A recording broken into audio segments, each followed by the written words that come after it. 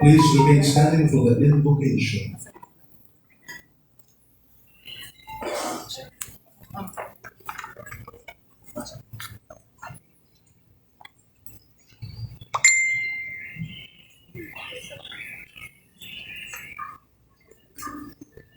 Praise God from whom all blessings flow. Praise God, all creatures here below. Praise God above ye heavenly hosts.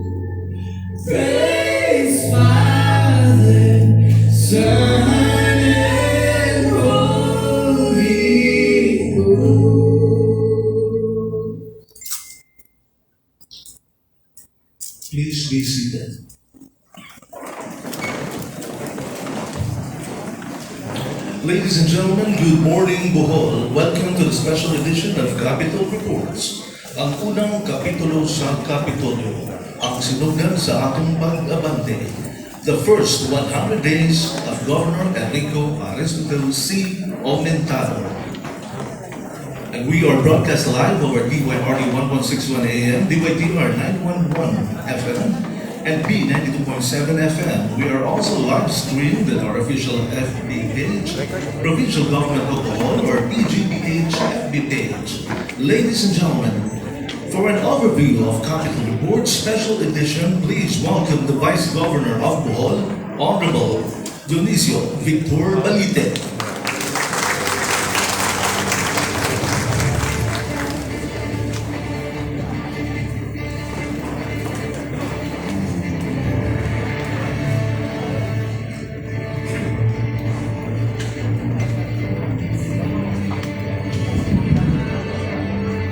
Thank you very much. I would like to welcome, first of all, the three members of the representatives of the House of Congress. First is Congressman Edgar M. Chato, ably represented by the able-bodied strongman, former board member Abilion Valerio. We have the second district Congresswoman Van Vanessa Cadorna Aumentado. And of course, from my district, who is not yet here, Congresswoman Alexi Totoro. To my right again, my fellow board members, because I was once a board member. From the 3rd District, Board Member Tita Baha. Followed by Board Member Elpidio Bonita. And from the town of Chocolate Hills, Board Member Nathaniel Binlon. On my left, the only nanay of the Sangguniang Pandalawigan from the 1st District, Honorable Board Member Lucille Yap Laguna. Board Member Alner Damalerio, very handsome, like the Vice Governor. Rigi. From the 2nd District, Board Member Jami Aumentado Villamor. Followed by Board Member Mimi Bunier. Ang hari ng lahat ng mga kapitanes ng buong probinsya ng Bohol, Board Member Romulo Cepedosa. Ang reyna ng lahat ng mga konsihales ng buong Bohol, Queen Board Member Gloria Bewang Jimentesa. To the mayors who are here, I cannot enumerate you all because you are so many. I would just like to greet you good morning. Of course, to the men in uniform headed by Colonel Osmundo Salibo. To the heads of the Provincial Government of Bohol, heads of offices, again, good morning. I was just wondering why the title of today's activity or memories is ang unang kapitulo sa Kapitolyo. This is the genesis of the first 100 days of the Capitol of Governor Aristotle Aumentado. Yun nga lang, magbinisaya na yung para makasabot yun mong tanan.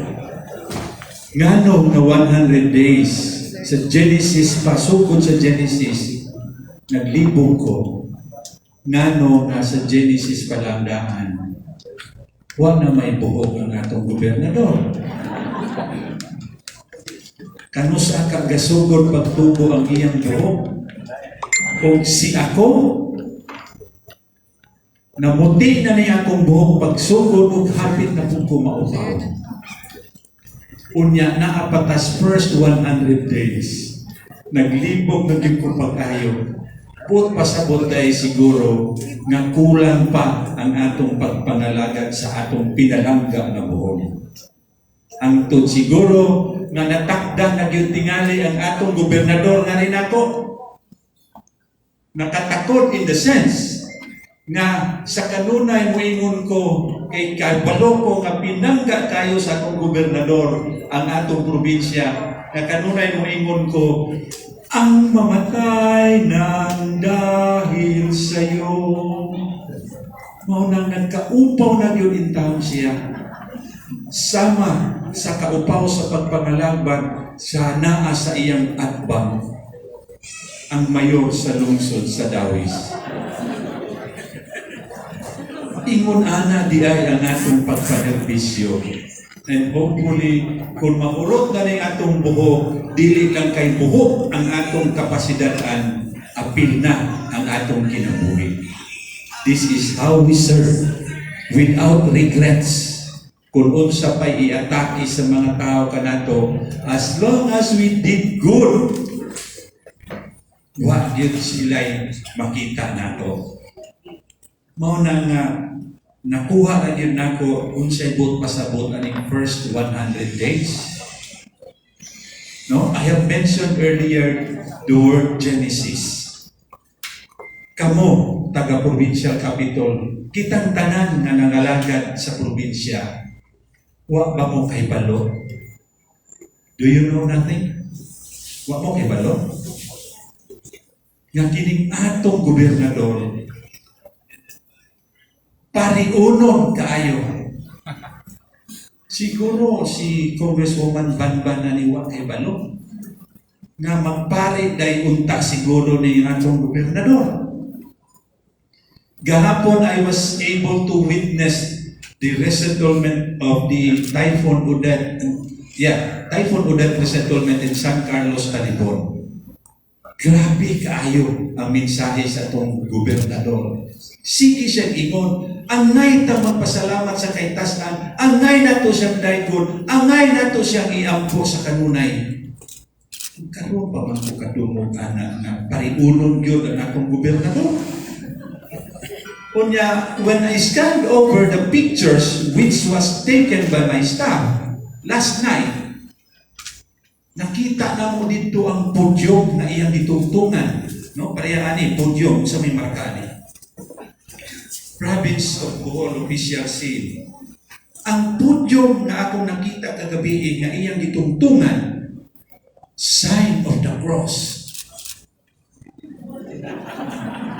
Ipakita na gundo asal. Dinuon na, sign of the cross. Mato nagkainong kung diin ka kapilyahan ni Huwame. Kunya balaanon kayo ang iyang mga pulong. Nagkaingon ko, murang siguro ang eskwela sa seminaryo, dili ako. So mao na go, nga ako yung naobserbahan mo, mas pari pa ka kay nako. Pwede na ni mag-wispo kay pasar na daan sa ulo. Sa kagwapo, dili pwede kay nabihag si Banban niya. Kung ato makita karon, kung unsay nahimo sa first 100 days sa atong gobernador, tinabangan sa mga makugihon kaayo nga miyembro sa sangguniang panlalawigan, ilabi na kaninyong tanan na nanarbaho sa ato ang gobyerno sa probinsya sa Bohol. Ako kayo kong pasalamat nga nakagobernador ko na igso nako, buutan, pariunon, propeta na lang pagkakuwang siguro ani.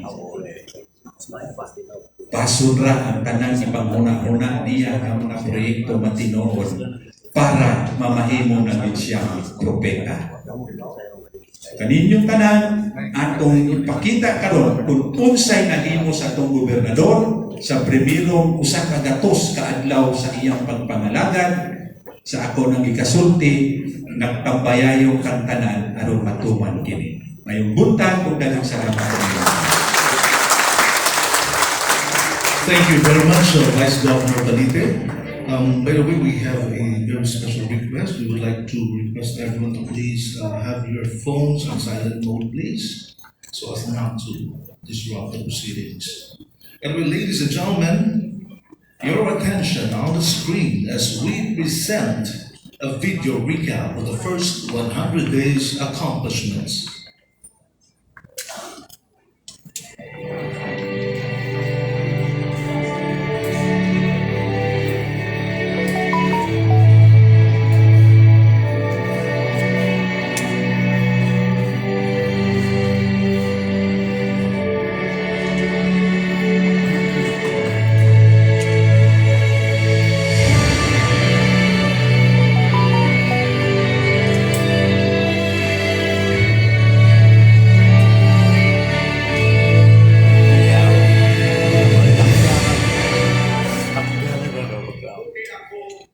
Namulam sa mga titik sa akong kagalingong awit sa Bohol.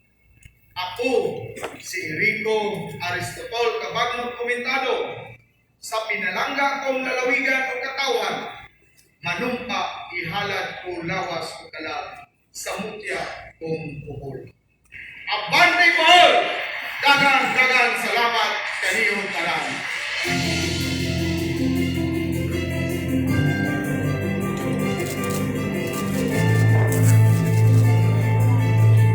A steward of our hopes and dreams, the embodiment of our aspirations.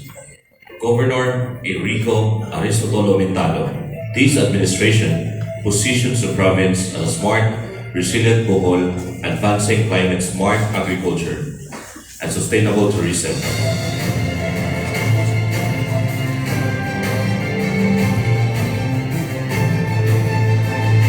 Limpyong panggobyerno o gunahon ng bulanon, the core principle of his governance.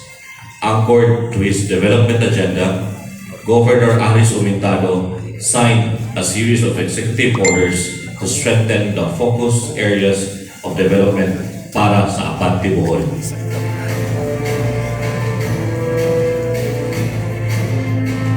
Achieve stable power and water. Kiila ang bukan nato ang dakitab o banubig. Duha ka importante nga hiligis palapuan. Ato karong istudyuhan ang mga proposal aning pipila sa mga investors na pabor na nato. Kung masiguro ta na lingkod, saligan, at tinugdan sa panubig o dakitab para sa benepisyo sa mga bulanon. Create jobs and livelihood. Usa sa atong prioridad ang paghatag ng trabaho para sa mga bulanon. Organisa kita ang lokal pang-abroad na job fair ni Ato Julio Agosto ang itampungan kung pipila ka tagpo ng mga kumpanya kung 1,396 ka aplikante. Nakabenepisyo sa ang 1,420 ka estudyante na nahire sa lain-lain ng mga offices o kung LGUs ubos sa Special Program for Employment of Students. Malauhon sa kita nagdaghang pulanon ng mga benepisyo pinaagi sa job openings sa umaabot na pag-apply sa SM o Provincial Stilki sa Bohol. Maintain peace and order. Ato asang ipaganapan kamanungdanon sa Provincial Peace and Order Council o PPOC sa pagpatuman sa gibuhaton niini sa pagpatok sa kriminalidad o patunhan sa internal security o sa kahusay o kalinaw sa lalawigan. Kauban sa PPOC ang Center for Drug Education and Counseling o CDEC kagitahasan sa pagbugna o pagdirekta sa kasamtangan ng comprehensive program kung matubag sa problema sa droga sa Bohol. Matod pa ni Gobernador Aris Aumentado, masaligod siya na ang mga programa sa CDEC usa sa mga lakang para makabot ang usa ka drug-free ug malinawon nga Bohol. Reinforcement infrastructure. Ipahusgan ni Gobernador Aris Aumentado ang farm-to-market roads para sa masayon ug mas dali ang biyahe sa mga pananom. Apil sa mga umaabot ng proyekto, mao ang Talibon Benunido Bridge, Trinidad Flood Control, groundbreaking for Ubay Stock Farm, flood control, water desalination para sa mga isla ug sa Tagbilaran East Road Solar Projects.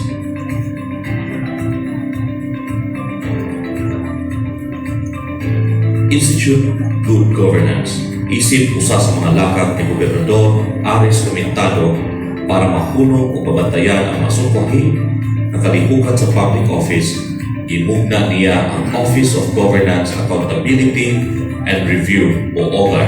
Ang maong opisina nga naa sa ilawom sa Office of the Governor magbantay o mag-ila sa mga kalapasan nga nabuhat sa mga public official. Wala na sad ang controversial nga si Ivan o ang iyahang mga questionable o mga binuhatan, ilabi na pahin sa mga quarry operations. Enhance Health and Social Services. Ang liderato ni Gobernador Aumentado nagpakita sa ilang malasakit para sa katawhan ng kulang og access sa basic health and social services. Atong giapilan sa budget ang pag-improve o ang pag-upgrade sa mga hospital facilities nato. Ato sa gistudyuhan ang Universal Healthcare Proposal kung sa diin subsidized o libre ang pag-hospital para sa tanan. Expand trade and industry. Ang pagpalambo sa pagmatigayon o sa industriya sa Bohol. Sa pagsulod nato isip Gobernador, ang atong Bohol Business One-Stop Shop para sa micro, small, and medium enterprises o MSME. Miabot ang business registration o 853. Nakahimo kita og 2005 ka trabaho o nakasulod kita og business investment na mukabat sa 331 milyones o 31 mil ka pesos. Kamulo sad natong ihapsay ang mga taripa sa mga pantalan. Nagpadayag sad taas usa ka dako ang call center sa ilang expansion plan nga mga benepisyo sa mga pul-anon ug atong ekonomiya. Giistudyuhan sa nato karon ang sisterhood proposal with Daegu City, South Korea. Gibisita sadta sa embahada sa China, Japan, Hungary ug Holland. Mahitungod sa ilang plano nga mag-invest sa Bohol. Intensify agriculture. Ang gustong pagbalanse sa agrikultura o turismo, tutukan sa administrasyon. Mahimong i-empower ang atong cooperative farming sama na sa posibleng programa konektado sa agritourism Bohol. Dili mahimo kung atong baliwalahon ang pag-usong sa agrikultura o turismo sa atong probinsya. Magkuban ta paghatag og gahom sa mga posible mas makalambo pa natong mga bulanon. Mao kini ang pipila sa mga nasugan o proyekto sa agrikultura. Reinvigorate agriculture and tourism. Para sa bulan ni Hulyo tamang Setyembre, miabot sa 55,022 ang Filipino tourist o 2,000 isa kagapos ikatuan o upat na foreign tourist arrival sa Bohol. Sa atong paglusad sa gitawag ng 3F o Food, Fitness, and Faith na programa sa turismo, masalikod kita na mas mabuswag pa ang turismo sa Bohol. Sa pinakauna, ang Bohol Tourism Expo, ibuksan ni Antong Sandugo, ikapat sa 1,800,000 pesos ang total na kita sa luhang kaadlaw. Iapinsan ang Bohol ng 33rd Philippine Travel Mart itampungan sa mga travel at tourism sector para ipasundayan ang turismo mga produkto sa atong probinsya dito sa SNX Mall of Asia. Sa laing bahid sa atong pagsaulong sa pinakaunang selebrasyon sa International Geodiversity Day, ang atong ipatungtuman ang tanan sa importansya sa geodiversity o konsepto ng tungkol sa kalikupan. Ang tawag nato sa geodiversity mao siya pundasyon sa pagsabot nato sa pagkaanaa sa kinayahan sa atong kalibutan. Anina ang video kabahin sa Bohol Island Inspiring UNESCO Global Geopark ikat sa Bohol Environment Management Office.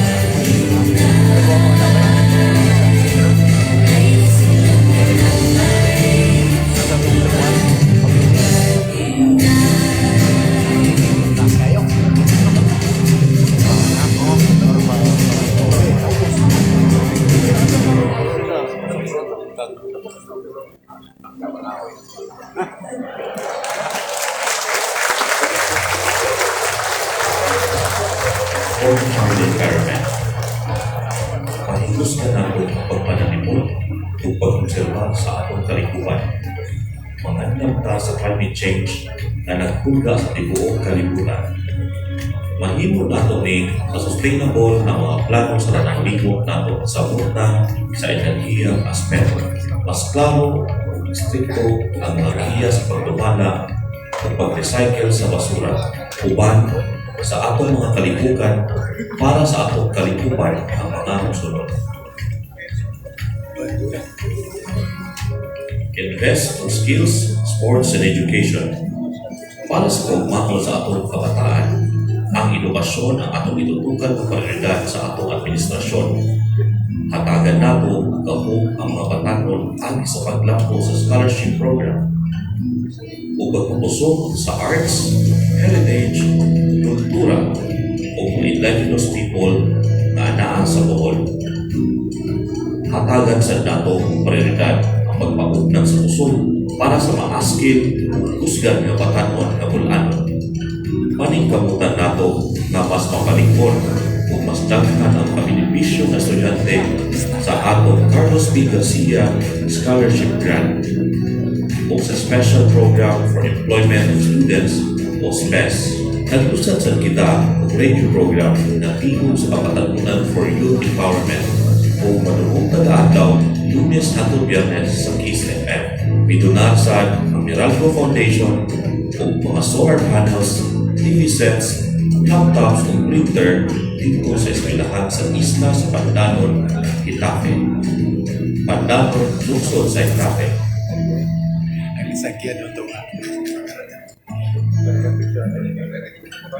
Noong kato ang mga nakapot o natuman sa atong first 100 days ikan sa paglingkod ni Aristotle isip gobernador sa lawigan sa Bohol. Tungod man na ang mga manabuhat o natuman nako sa first 100 days dili makahatag o itawag nako ang overnight success. Pero nagpadayig si Gobernador Aristotle na maokili ang positibo nga senyales para sa mga umaabot mga adlaw. Kaya tinuro kayo, depende ang success ng pagkapot sa atong mga timuha, mao ang atong sense of cooperation para makuha ang atong mga pangandoy. Ang hinaon ang litrato ni Gobernador Aristotle ang matubang o mga pinaway ng mayan kasakit sa mga bulanon. Dili rin patapos ang pagkuhan kung sa ikatmasigan po nato sa first 100 days. Kini magsugod pa lamang. Dagkat pa ang angay nato pagkabuhaton para mapatuman o makaangkota sa atong tinguhan sa usa ka lalawigan na nagpasimuno sa climate smart agriculture and sustainable tourism. Makaplastada na ang direksyon na atong sundan para sa pag-abante o pag-asenso. Tuyugan nato ang liderato ni Gobernador Aumentado sa iyang pagpatuman sa maong mga plano. Daghang salamat, Abante Bohol. And now, an accomplishment report to the Boholano people of his first 100 days as Governor of Bohol. Ladies and gentlemen, the Honorable Erico Aristotle C. Aumentado. Hatagan na itong masibang kapwa.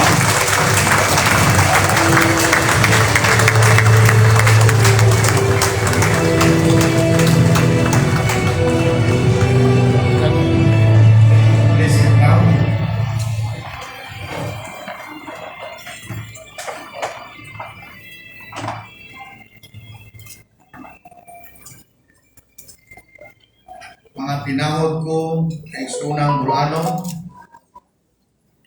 Maayong buntag kanatong tanan. Niadtong Hunyo 30, kining inyong ubos nga sulugoon na lumpa nga molagad kaninyo isip inyong gobernador. Now we mark the 100 days of the humble service since I took that oath. And I am reporting to you today, both happy for what we have accomplished so far and hopeful of what we can still do for our beloved people. Serving the public is not new to me. I have been your representative of the 2nd District of Bohol for 9 years. That experience has given me enough push to respond to a bigger and higher call. And this desire has been driven by the spirit of my late father, former Governor Erico Aumentado, who has given my life much meaning, direction, commitment, and passion for public service. When I campaigned for the highest elected post in the province, it took hard look at the many issues and concerns that hit our people. Foremost is the slump in our local economy caused by the 2 years COVID-19 pandemic and the onslaught of Super Typhoon Odette. Our two main economic drivers, agriculture and tourism, suffered greatly. Many of our farmers, fisher folks, businessmen, frontliners, and ordinary workers despaired of their future. Compounding the situation was the fact that even in the gloomy situation, some unscrupulous people in and even out of government have managed to advance their own personal interests, resulting to the reported widespread graft and corruption at the capital. Tungod niini akong giangkla sa tulo ka sukaranan ang akong kampanya. Una, limpyo panggoberno or good governance. Ikaduha, unahon ang Bulanon or Boholano first policy. O ikatulo, kalambuan alang sa tanan or inclusive growth. It is upon these three foundations that our administration's 10-point development agenda revolve.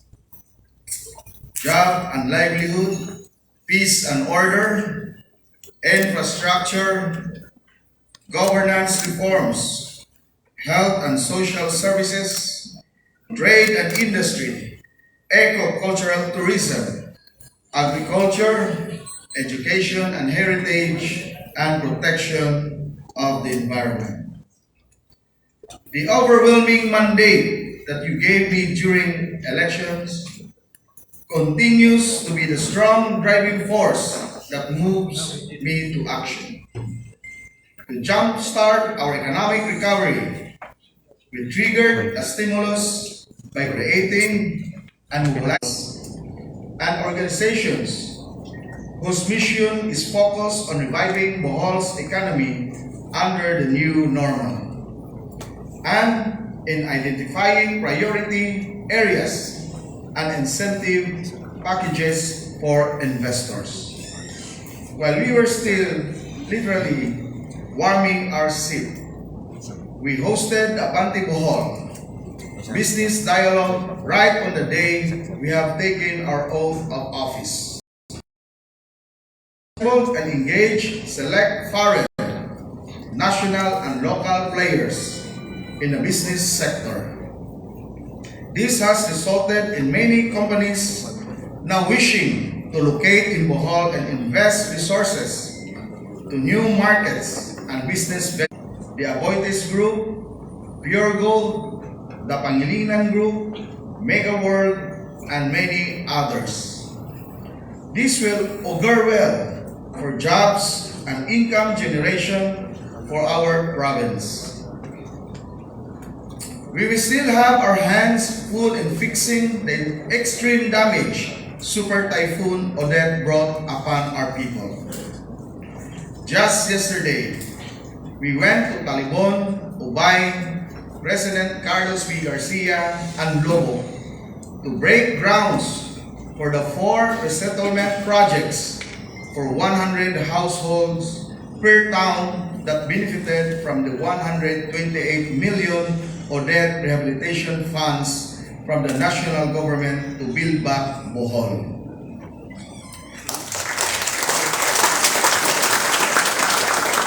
Since the pandemic is still prevailing, we took steps to help stranded Boholanos who wish to come home. I ordered the easing of restrictions without compromising health protocols, as well as offered free RT-PCR testing.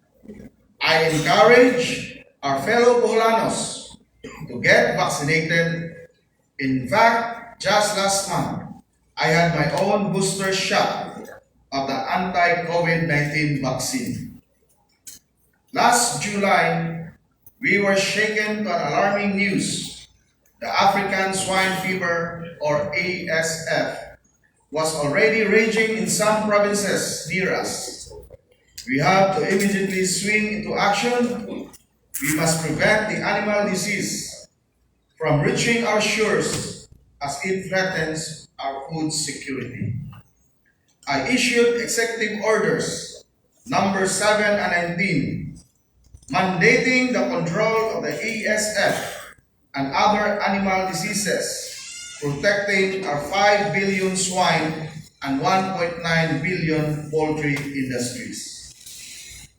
We strengthen our borders by setting up biosecurity measures like veterinary quarantines in all ports, sniffing dogs, cargoes disinfection, and confiscation of prohibited products.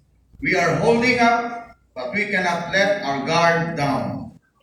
With the easing up of health restrictions and release of bottled-up enthusiasm among foreigner and domestic tourists, we now push with much vigor our province tourism industry.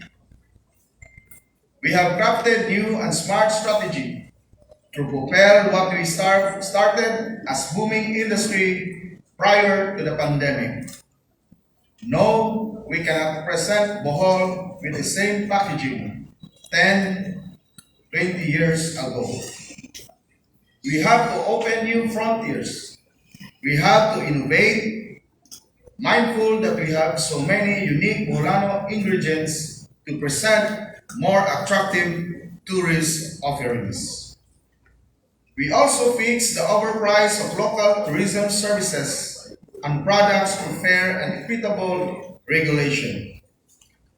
During the Philippine Travel Mart in Manila a week ago, we promoted our 4 Fs as new tourism magnet: food, fiesta, fitness, and faith-based tourism strategies. Our own Bohol pavilion in that travel expo had attracted many eager and excited visitors curious to see our new offerings.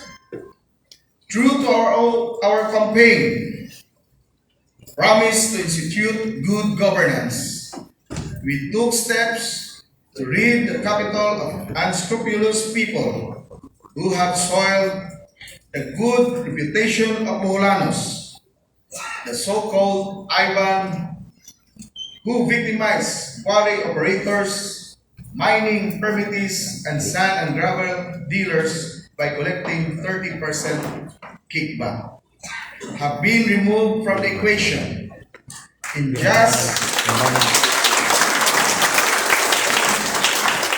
just 3 months, we have tripled the collection of quarry permits fee from industry players. While before, many local businessmen and suppliers shun away from and were deprived of the opportunity to do business in our capital due to rigging of transaction to favor bidders from Cebu and Luzon. There is now a substantial increase of bidders and more fair and transparent procurement setup. Our back members have to work longer hours now during bidding conferences owing to the influx of interested bidders and suppliers who are joining the process with renewed trust and confidence.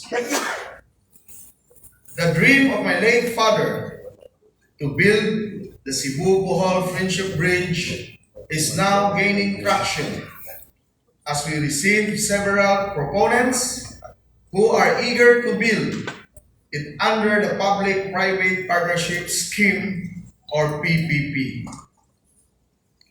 We take pride in establishing ties with other countries for possible economic initiatives and cultural exchanges. The ambassadors of China, Japan, Hungary, and Poland have lately visited us and offered to partner with us in forthcoming ventures. Globally, Bohol is attracting notice like a rock star.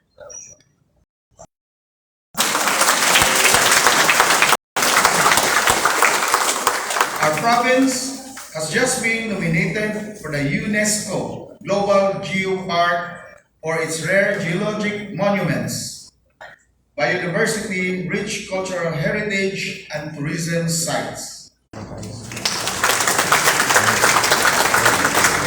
Our biggest move to realize our Limpiong Panggobyerno was the creation of the Office of Governance, Accountability, and Review or UGAR through Executive Order Number 2 that will dig into past and present anomalous transactions. The office is being manned by people of highest integrity and probity who are one with your governor in the goal of keeping our capital corruption free. It is considered as the first of its kind in the history of local government, administration, and governance. To aid our consultative policy and decision making, we have activated our multi-sectoral organizations such as the civil society organizations, CSOs, the Provincial Development Council, Prize Coordinating Council, the Provincial School Board, Health Board, and Nutrition Council to ensure full participation in our governance by all stakeholders. As your governor for the past 3 months, I have toiled and strived to revive, strengthen, recover, rebuild, restart what was lost and suspended or missed to be done over the years by the past administration. We held the annual Sandugo Festival. That successful generated millions for many micro enterprises. We have promoted the Bohol Bus Abante Negosyo Caravan to advocate the ease of doing business in our municipalities. Our Sunrise BPO industry is presently making large strides as we partner with our ICT stakeholders to make Bohol a smart province, creating more skills in the process. As we move on beyond the 100 days milestone, I am equally happy to report to you about our progress in fulfilling the promise of providing reliable and affordable power supply, power project of of Green Energy Corporation in Daguhoy. We have also worked for the installation by November 2023 of the 600 megawatt double circuit Cebu Bohol interconnection project of the National Grid Corporation of the Philippines, NGCP. In addition, we are boosting power generation in Bohol with a 95.2 megawatt backup diesel power plant of the Energy Development Corporation, hopefully by December. Yesterday, we received from Prime Infra of the Razun Group a letter of intent for the supply of renewable energy for the province. As our electricity nowadays is so expensive, we welcome the visit of the Turkish power ship company that is offering to lower the cost of electricity by the use of liquefied natural gas that is cheaper in the global market. However, as I said during my inaugural address, we will be marching into the future, tapping into renewable energy sources. We will go for solar, wind, hydro, and biomass power, anything that will protect our environment. We owe this to this earth, which is our common home, and to the next generation of Boholanos.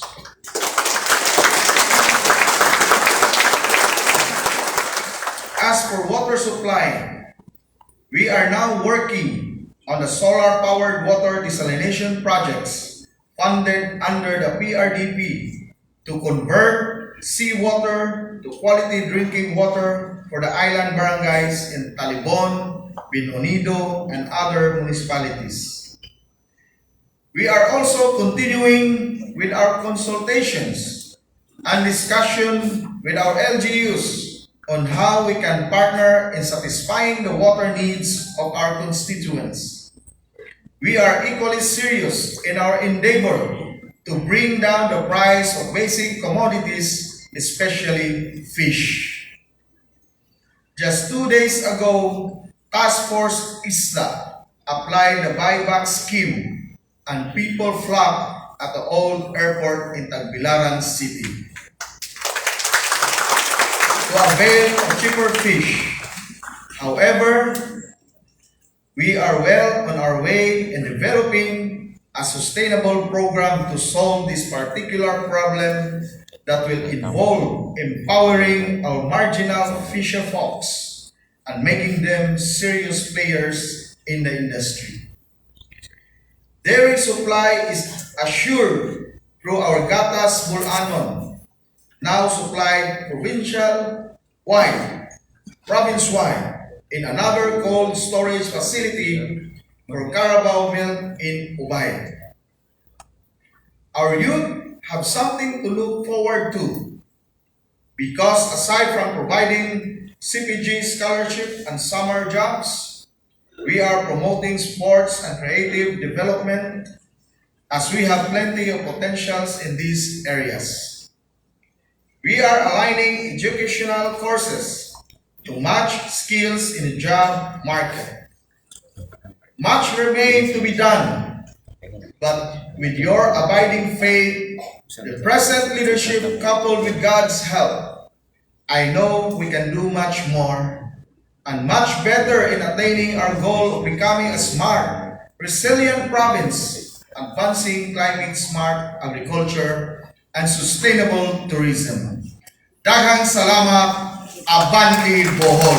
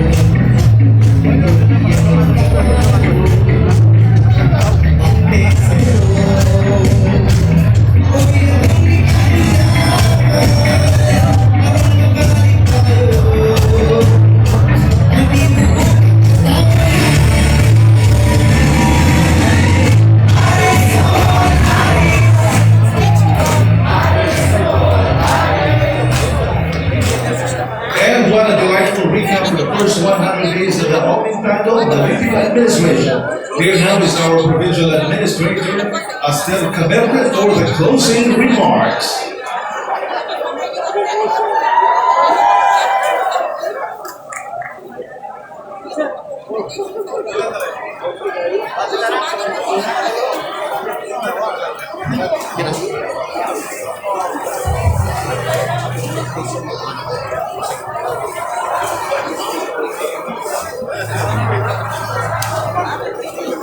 Ray. Ray. Pwede maglingkod sa pagprosena sa ako. Let the heat down.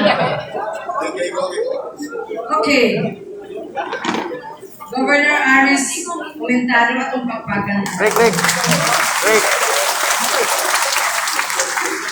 Vice Governor, Judicial Victor Malite, our SP members, City Mayor Jaya, and all the other municipal mayors who are with us this morning, our very important department heads, our MANCOM, provincial capital employees, ladies and gentlemen, our friends from media, of course. Mayong buntag.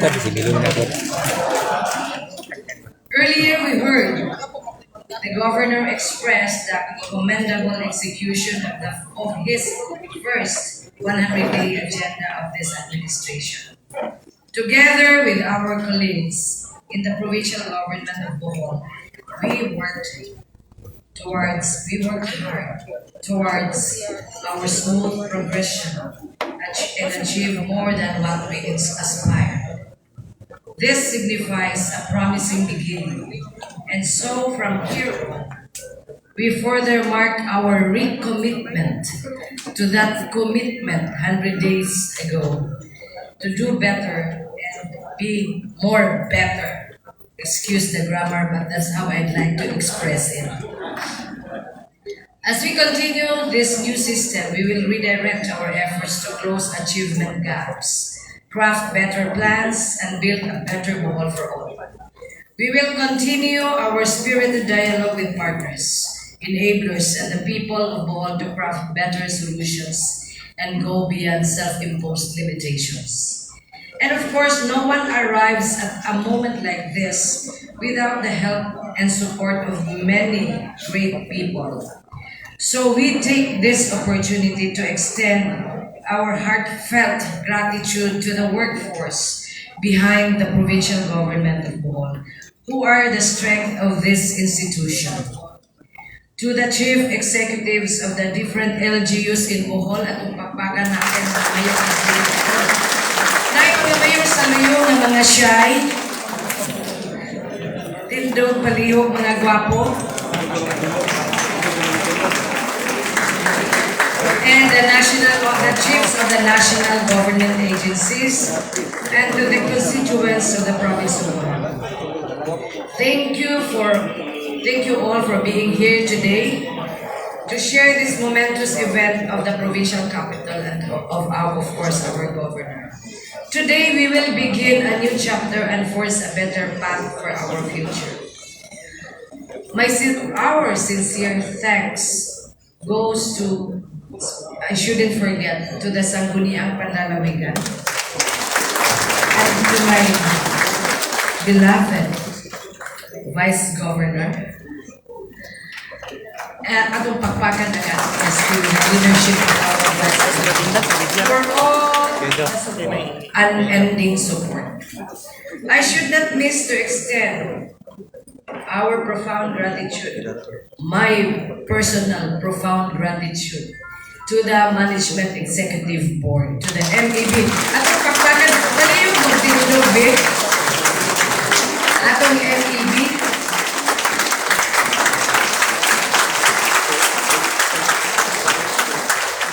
for hand-holding us, the newcomers in the capital, as we took our baby steps to move forward. Thank you for sharing and journeying with us. Much love felt here. So everyone, our gratitude also goes to the men and women behind today's event. Kanak silang tanan. Notice na ako murag manuspad sila kung nabay ko ganina. Pero okay na. Perfect voice. You are all amazing. I was one. Special mention goes to Ma'am Elma Tiruel. Sorry, nagnakoy nakalimtan ha. Attorney June Amora. Si Miss Kip Opus. Mr. Lucel Larawan. PJ and the production staff.